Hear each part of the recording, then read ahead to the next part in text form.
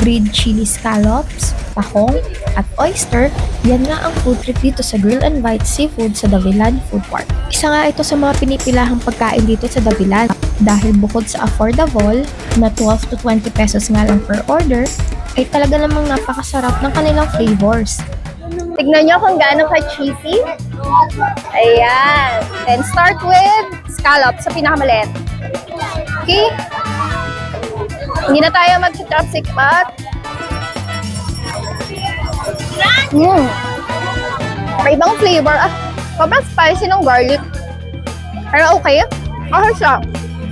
Fresh din yung scallops niya. And let's go dito sa talaba.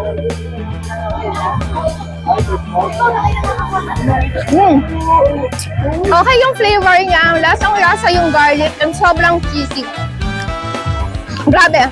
Punta kayo dito sa Grill and Bites para subukan to kasi it's not usual na merong grilled seafood sa isang food park.